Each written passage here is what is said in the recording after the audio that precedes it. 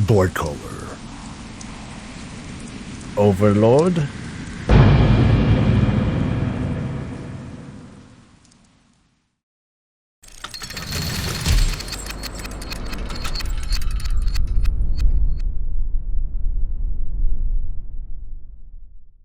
Why, hello everyone, this is Soul. It is November 30th, 2018. This is Warcraft Weekly, and today's episode is brought to you by Raymond Martinez, Private Dick. By that I mean he's also a Death Knight, so I'm trying to be funny. He's like an unholy dick, which is kind of gross, or a blood dick, which is even more gross, or a frost dick.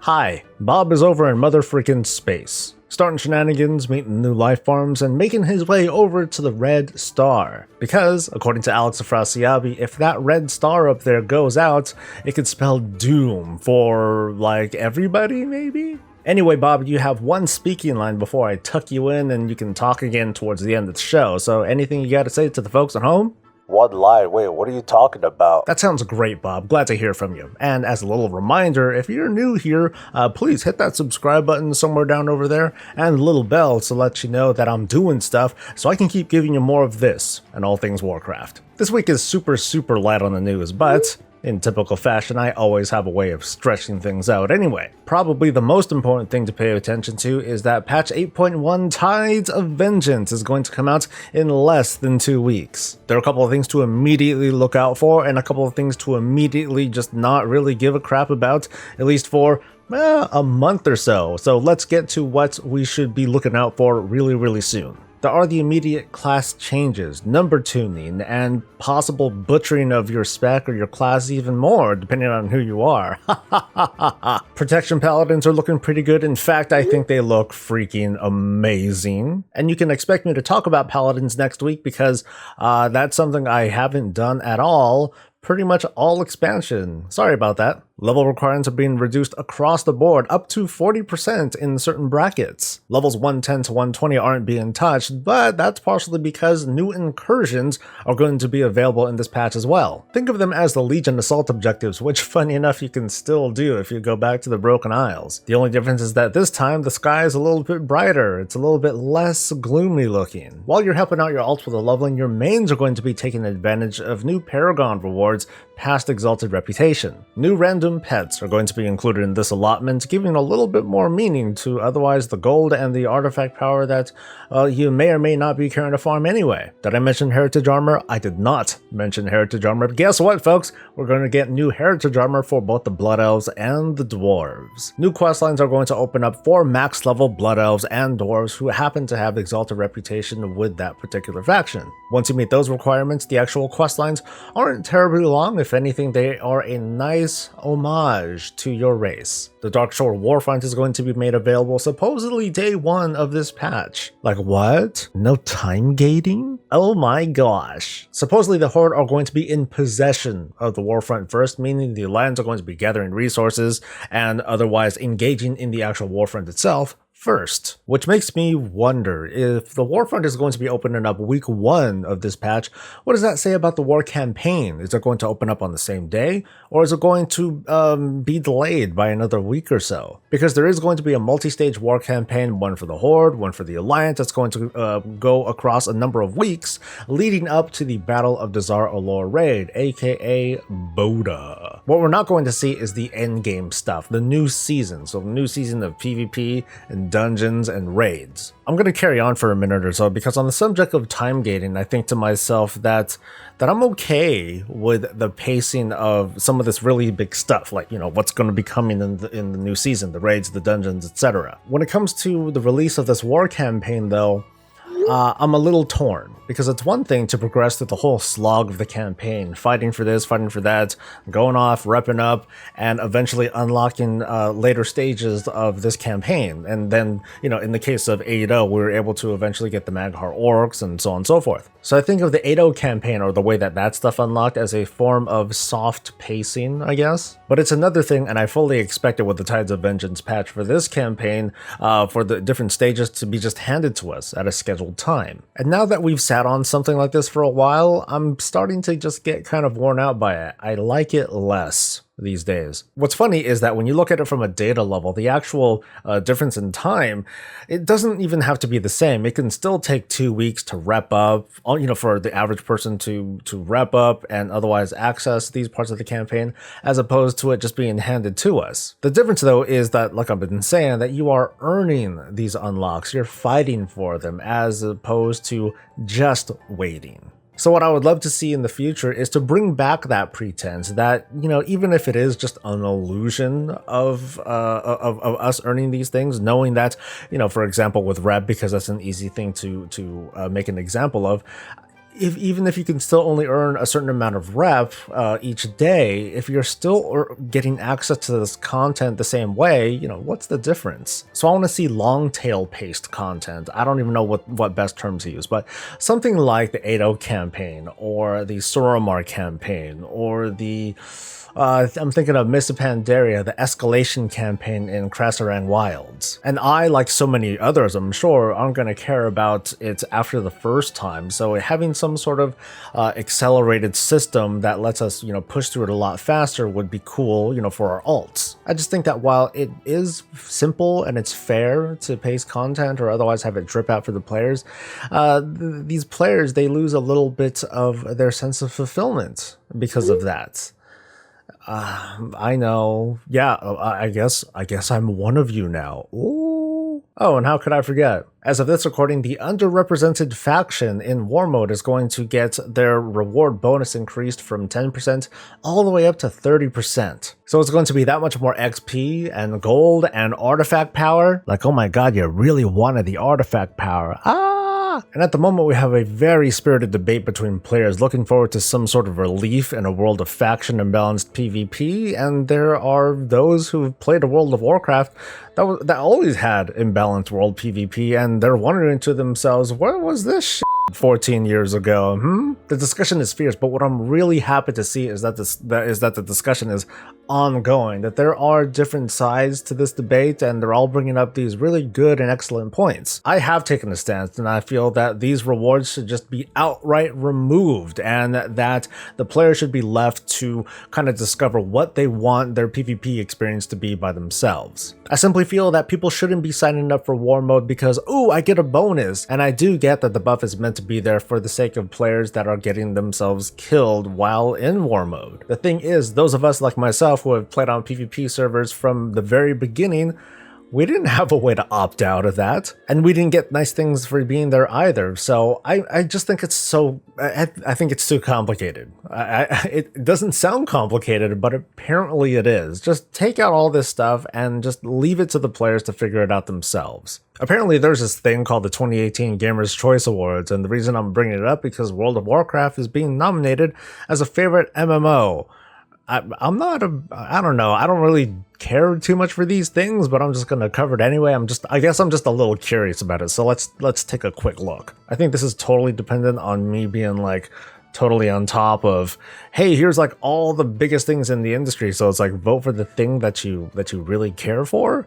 So like looking through, it's like a fan favorite female gamer / streamer. I know none of these people. Fan favorite game. Okay. Overwatch, League of Legends, Fortnite, Marvel Spider-Man, Assassin's Creed, Monster Hunt. Okay, well, where's the MMO stuff? Fan favorite indie game. Here we go. Fan favorite MMO, MMORPG here. Sorry, let me take a look. Okay, so okay, that's kind of interesting because we have World of Warcraft Battle for Azeroth, all right? But then when we look at some of these others, it's like Elder Scrolls, Maple Story, Lineage 2. Isn't that the mobile one? I don't know. BDO, Eve, and Final Fantasy XIV, that only WoW talks about the specific expansion. It's like they're totally trying to manipulate the votes here. That's how I'm seeing, because yeah, we're seeing these things. We're not seeing anything specific as to like what the expansion is. Okay, here we're seeing Eve Into the Abyss, which I'm totally not familiar with, but Final Fantasy, like it's not showing anything. And okay, so I gotta sign in and all that stuff. Okay, so did that. And okay, it like totally broke. Wow. Round 2. I got this thing working now. I'm still kind of iffy on it because is it supposed to be based on like the current game? Is it supposed to be based on like the nostalgia? Is this World of Warcraft Battle for Azeroth? Or would I be like voting for classic WoW? I don't know. And just not uh-oh.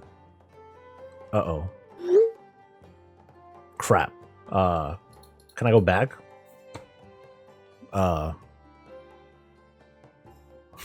I am not a traitor, okay? Okay, there goes that disaster. Let's move on to the last main topic for this week, and it is an article over on Forbes entitled How Women Came to Rule the World of Warcraft. This is an interview with Lydia Baragoni, who is the Senior VP of Story and Franchise for Blizzard Entertainment, aka she is Chris Metzen's replacement, and Taryn Gregory, who is an in-game cinematic project director and a pretty well-known name in that space. Apart from talking about the women in WoW, they also get into kind of like the industry challenges, kind of things that they face with creating cinematics or otherwise cool cinematics for the World of Warcraft and the other Blizzard franchises. But when it comes to this whole thing about women in the World of Warcraft these days, it's a pretty fascinating conversation and observation that I've been making over the past couple months.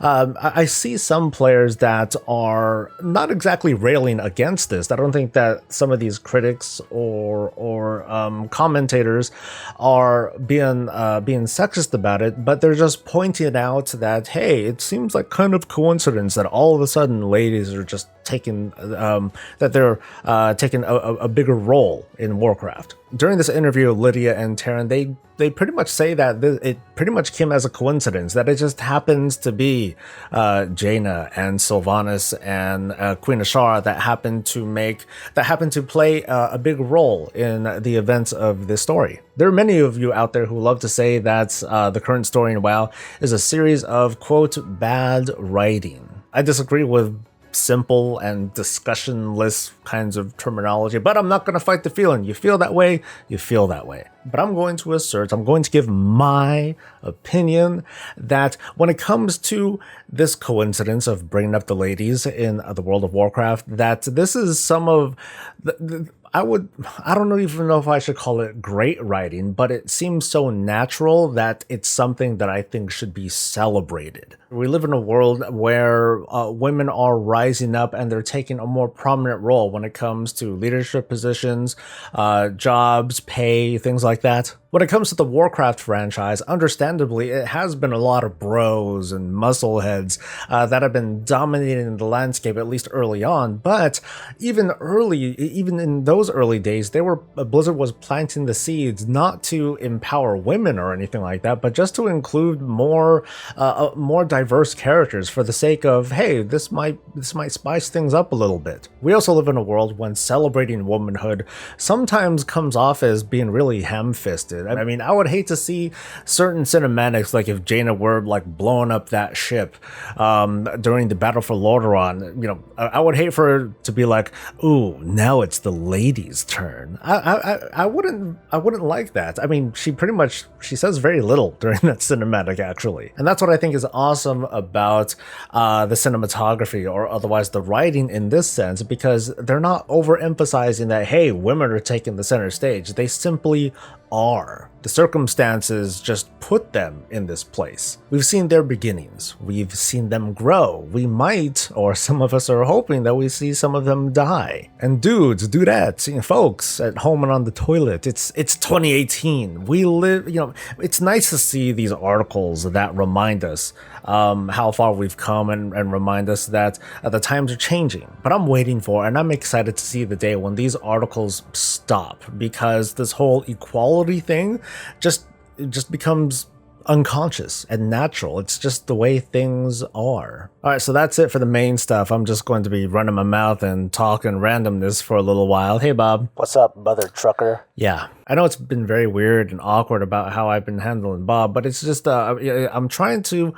strike a decent balance between being able to get some of these back and forth interactions with Bob, but at the same time try not to disrupt the show. And I think that's the term that I'm looking for. I'm disruptive? No, not exactly, but sometimes you're annoying as all hell. Like you're a hot British? Yes, but it's, well, it's my show. Haha! I think that at the moment, the climate around Warcraft, there's like this big, dark, nasty cloud because of the legitimate criticisms that I feel are being super enhanced by, just by like, I guess the circle jerking. I guess that's the best way to say it. Folks like me who are a, Shill? Cuck?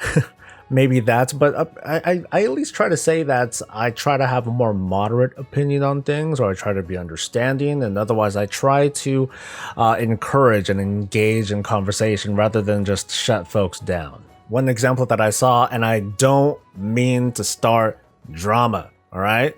Okay. Is that over on Twitter, there was a thing that WoW had posted about the content release schedule for 8.1 Tides of Vengeance, what I had talked about earlier in today's show. Asmongold, being himself, replied saying, "Oh, I never would have expected something like this," that time gating. Taliesin replied to him, asking him a question to just get his opinion on how he felt about time gating in this expansion as opposed to the scheduled content releases from Classic WoW. The response was not so great, and the thread just kind of devolved from there. This is where I feel kind of bad, a little embarrassed, because it's like, okay, Taliesin can't even ask one of his counterparts a genuine question. At the same time, Asmongold, as abrasive as he is, feels like he has to be very careful about his words, because he may think, whether it's true or not, that someone is trying to just get him in a gotcha statement, or otherwise get him into some sort of conversation that he really shouldn't need to engage in. To me, this is one of the problems that's facing the community internally, that it makes it really hard for us to just talk to each other and simply disagree without it becoming like this huge thing. Yeah, like why can't I just be right and you be wrong? No, that's not how it's supposed to work. I mean, we can disagree with stuff, but the point but the point is to just kind of keep the conversation going, so that way, in, like, let's say with regards to like feedback and such, that Blizzard can take some of this information and... No. I need to make a stand for what I believe in, so yeah, gamers rise up, bitch. Oh, you folks know that I love to engage, and I'm still making efforts to try and reach out to other YouTubers and other content creators so we can get into either very surface discussions and get people to just kind of promote themselves here on these kinds of shows, or otherwise to get into nice and spirited debates on how we feel about certain things about this game that we all want to keep playing. So we're going to wrap it up with this and get things going. Next week, you can expect just kind of another quick roundup of all the stuff that I talked about with the 8.1 patch. It's just going to be faster, something that's designed for folks to just listen to really quick to get themselves prepared for what's coming in less than 2 weeks now. Expect more stuff on Paladins. Don't expect that thing that you saw at the very beginning of this video. Don't expect that to become anything. I literally thought of that as I was showering right before I came out to do this recording. That's right. While I was showering, my body was naked, water dripping from me. The 3 winners of the Womperpet have been chosen, so thank you very much for entering. I'm going to announce another giveaway. It's going to be a little bit bigger. I happen to have a spare goodie bag box thing from BlizzCon, and that's going to be something that I'll give out to you folks. So stay tuned for that one. Otherwise, like this video if you enjoyed the show. Please send your feedback and input, because I always want to make this show and all my other content better for you. So I'll see you later. Until then, stay safe. Did I really say that? Stay safe, man. Stay happy and stay breezy. I'm keeping that. Forget it.